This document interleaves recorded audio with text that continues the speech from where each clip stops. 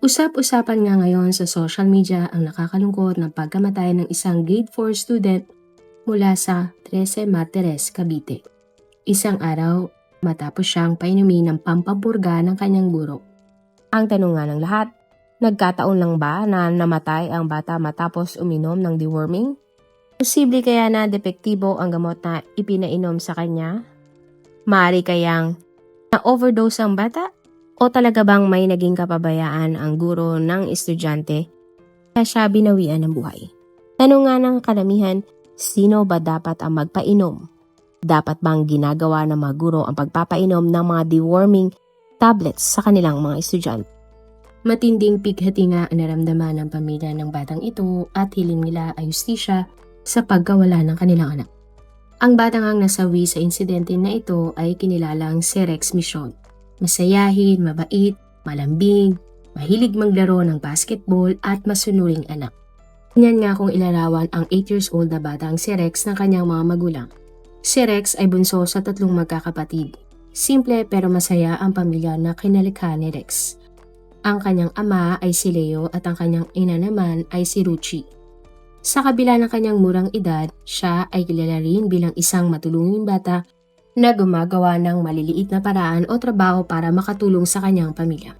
Sa kanyang libreng oras, naging libangan na nga ni Rex ang paglalaro ng basketball at acting. Mahilig din sumayaw si Rex at sumasayaw nga sa kanyang mga TikTok videos. Nga ay isang grade 4 student sa isang paaralan sa Cavite. July 2, 2026, nang pinainom nga si Rex ng kanyang class advisor ng gamot pampapurga. Pero hindi maganda ang naging pakiramdam ni Rex dahilan para ito umuwi na maaga sa kanilang bahay. Ngunit pag uwi ng kanilang bahay, lumala ang kanyang pakiramdam at dinala sa ospital. Pero pumanaw siya sa ospital kalaunan. Bumuhos nga ang luha at hindi makapaniwala ang buong pamilya ni Rex na sa isang iglap biglang kinuha ang bata sa kanila. Ayon nga sa kwento ng ina ni Rex na si Ruchi, bandang 10:30 ng umaga ng July 2, umuwi ng maaga si Rex at sinabing mag-half day na lamang siya sa eskwelahan dahil masama ang kanyang pakiramdam.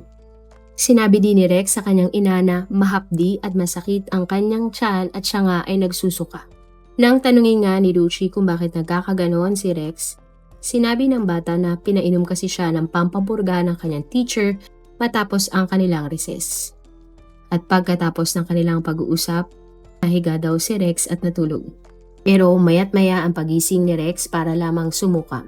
Nang i-check nga ni Ruchi ang kanyang anak, napakainit na ito at umabot nga sa 39 degrees Celsius ang lagnat.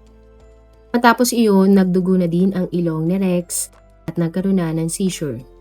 Agad namang isinugod ni Leo at Ruchi ang kanilang anak sa klinik. Pero agad silang pinalipat sa ospital ng doktor nang nakita nga na hindi na maganda ang lagay ng bata.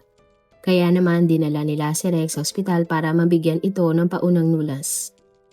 Gulat na gulat nga ang pamilya ni Rex sa mga napakabilis na mga pangyayari dahil bago pumasok, napakalusog at napakaliksi pa ng bata. Naniniwala ang ina ni Rex na posibleng na-overdose ang kanyang anak mula sa gamot na pampapurga. Paglalahad nga ni Ruchi, baka hindi pa daw kumakain noon ang kanyang anak dahil fudgy bar lamang at Yakult ang baon ng kanyang anak. At base nga sa death certificate ni Rex, septic shock at central nervous system infection ang naging kasanhi ng pagkamatay ng estudyante. Pero nagtataka ang mga magulang ni Rex dahil normal naman ang resulta ng laboratory exam ni Rex. Maging ang ospital ay hindi din maintindihan bakit pumanaw si Rex gayong normal naman ang mga laboratory exam. At ayon nga kay Ruchi, septic shock na lamang umano ang nilagay ng pulis sa death certificate. Ayon sa mga magulang ni Rex, lumaki ang kanilang anak na walang iniindang sakit. Napaka-aktibo din daw ni Rex sa paglalaro ng basketball at bibong-bibo sa kanyang TikTok dance video. Kaya naman gano'n na lamang ang pagkabigla ng buong pamilya nila nang pumanaw si Rex. At nangyari lamang ang lahat ng ito matapos siyang painumin ng pampapurga ng teacher. Kaya ang ibang sinisisi ang pamilya ng bata sa pagkamatay ng estudyante kundi ang class advisor nito. Ayon sa salaysay ni Ruchi, hindi raw nagpadala ng paunang abiso o nakipag-ugnayan sa kanila ang teacher bago ang mismong araw ng pagpupurga. At sa mga nakalipas na taon, ang ginagawa daw kasi ng eskwelahan ay pinapadala sa mga estudyante ang gamot at sa bahay na ito iinumin ng estudyante. Bagamat pumirma ang nanay ni Rex sa consent form tungkol sa pampapurga 2 linggo bago ang aktwal na pag-inom, wala man lang daw silang natanggap o update sa chat mula sa advisor kung kailan ito gagawin. Binigyan din ni Ruchi na kung nag-abiso lamang ang guro, hindi niya papayagan si Rex dahil may sipon ang bata ng umagang iyon at kulang ang kinain nitong almusan para kayanin ang lakas ng napakatapang na gamot. Kung alam din daw ni Ruchi, posible raw siyang nagpunta sa eskwelahan para personal na bantayan ang pag-inom ng pangpapurga ng kanyang anak. Git nga ng mga magulang ni Rex, malinaw na walang informed consent mula sa eskwelahan bago ang pagpapainom ng pampapurga. Sana daw ay inihanda nila si Rex at pinakain bago raw uminom ito ng gamot. Sinabi din ng ginang na labis ang kanyang galit sa teacher ng kanyang anak dahil kung talaga raw may malasakit ang guro sa kanyang anak, dapat ay inalam muna ng guro kung may nararamdaman ba si Rex o kung kumain na ba ang kanyang anak. Lalo na at nang umaga na iyon ay pinaniniwalaang may sipon din si Rex. Ayon din sa kanya, nakarating sa kanya ang mga balita na 400 mg ang gamot na pinainom kay Rex at baka hindi ito angkop sa edad ng kanyang anak. Bukod doon, may ibang estudyante nga na iniluwa ang gamot dahil hindi ito malunok. Sinabi din ni Ruchi na hinati-hati umano ng ibang estudyante ang gamot sapagkat hindi nila ito kayang inumin ng buo. At kung pagbabasihan naman ang guidelines ng DOH tungkol sa home-based deworming program, malinaw na nakasaad na dapat may orientation para inawan ang mga magulang bago ang araw ng pagpapainom ng gamot sa mga estudyante. Sinabi din sa programa na sa oras na makaramdam ng side effect ang isang mag-aaral matapos uminom ng pampapurga, dapat agad tong sabihin ng guro sa school nurse. Pero sa kaso ni Rex, hindi umano ganon ang nangyari. Ayon sa pamilya ni Rex, noong umaga ng July 3, agad daw nilang sinabi sa advisor ni Rex ang tungkol sa pagkakasakit nito. Hinimok nga ni na Leo at Ruchi na tila walang pinakitang pagkabahala at malasakit ang guro sa nangyari kay Rex. Kwento ni Ruchi, agad siyang nagtungo sa eskwelahan para ipaalam sa advisor ni Rex na hindi na ito makakapasok dahil nagkasakit ang bata matapos uminom ng pampapurga. At sinabihan lamang siya ng teacher na i-update na lamang siya ni Ruchi sa kalagayan ni Rex sa pamamagitan ng chat. Masama nga ang loob ng mga magulang ni Rex dahil tila walang pakialam ang teacher kay Rex, gayong siya ang nagpainom ng gamot sa estudyante. Nakatakda sanang ilibing si Rex ng nakarang July 11, ngunit ipinagpaliban ito ng kanyang pamilya upang bigyan daan ang pagsusuri sa kanyang labi, nang sa gayon ay lumabas ang totoo hinggil sa pagkamatay ng estudyante. Ayon sa tito at lola ni Rex, hindi sila makapaniwala ng isang batang walang iniindang sakit ay biglang babawiin ng buhay sa loob lamang ng isang araw. Kaya maging sila ay duda na posibleng may kinalamang ang iniinom ni Rex na gamot na pampapurga sa sinapit ng bata. Hindi naman maitago ng pamilya Mission ang pagkadismaya dahil sa kaligitnaan ng kanilang pagluluksa, dumating umano sa burol ni Rex ang dalawang mataas na opisyal ng 13 Martires pero hindi nila nagustuhan ang pakay ng mga ito.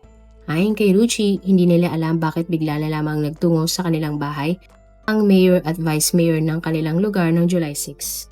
Sinabi umano ng mayora sa mga magulang ni Rex na kung pwedeng makipag-usap at makipag-ayos na lamang sila sa guro na nagpainom ng pampapurga sa kanilang anak. Pero nanindigan ang mag-asawa na hindi sila magpapaareglo kahit kanino man. Hilingan ng pamilya ni Rex ay maging patas ang kanilang mayor at vice mayor sa kaso ni Rex dahil buhay ng isang inosenteng bata ang nawala. Masama nga ang loob ng buong pamilya sa naging aksyon ng mga politiko. Sinabi nilang sana wag naman daw basta-basta na aregluhan na lamang ang mangyari dahil para sa kanila, ito ay indikasyon na hindi patas at tila may kinikilingan ang mayor at vice mayor sa kanilang lugar. Wala naman daw may gusto na patay yung anak ko. Eh paano, thinking mo lang yun pag pumapayag ako ng ganun. May pagkukulang talaga man kasi hindi po sinabi sa amin na papainumin yung anak ko. At saka wala kong kain yung anak ko, ma'am eh. Tsaka ano lang, grade 8 years old pa lang yun, ma'am. Tapos yung gamot na pinainom, 400 mg. Nanawagan nga ang pamilya Mission sa director ng NBI na si Melvin Matibag at head ng Public Attorney's Office na si Dr. Versida Rueda Acosta upang tulungan silang maipa-autopsy ang labi ni Rex. At sana nga ay imbestigahan din daw kung ang gamot ba na ibinigay kay Rex ay expired o peke. Napakasakit nga para sa mga magulang ni Rex dahil nakatakda pa sanang ipagdiwang ni Rex ang kanyang 9th birthday sa July 2022. Pero bigla namang kinuha si Rex at nangako nga ang kanyang mga magulang na hindi sila bibitiw at susuko upang mabigyan siya ng katarungan. Pagkatapos nga ng insidente, hindi pa pumapasok muli ang class advisor ni Rex sa eskwela. Ay naman sa principal ng Hugo Perez Elementary School Annex, nagkaroon ng anxiety ang advisor ni Rex nang nalaman ang pagkamatay ng kanyang estudyante kaya hindi daw muna ito pinapapasok.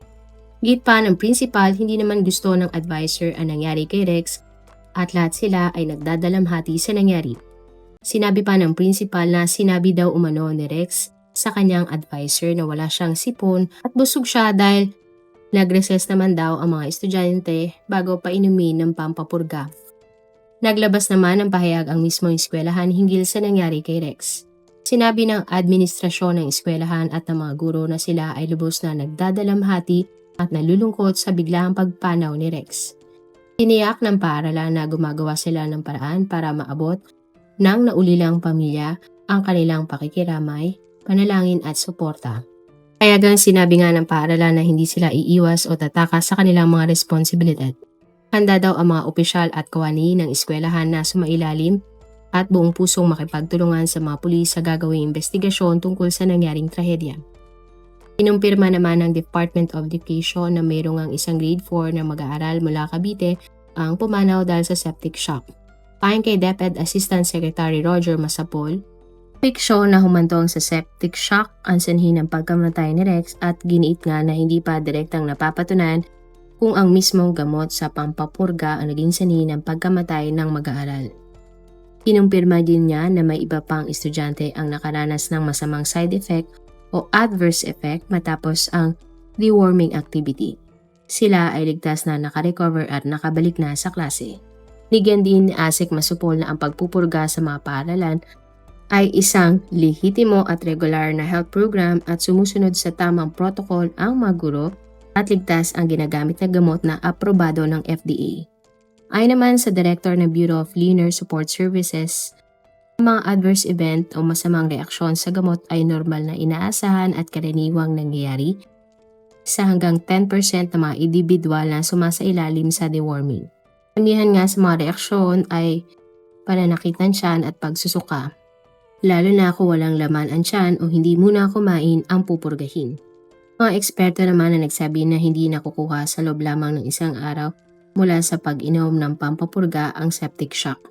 Hinala nila maaring may dati ng malubhang impeksyon si Rex na nagkataong lumala sa pre-existing condition nito.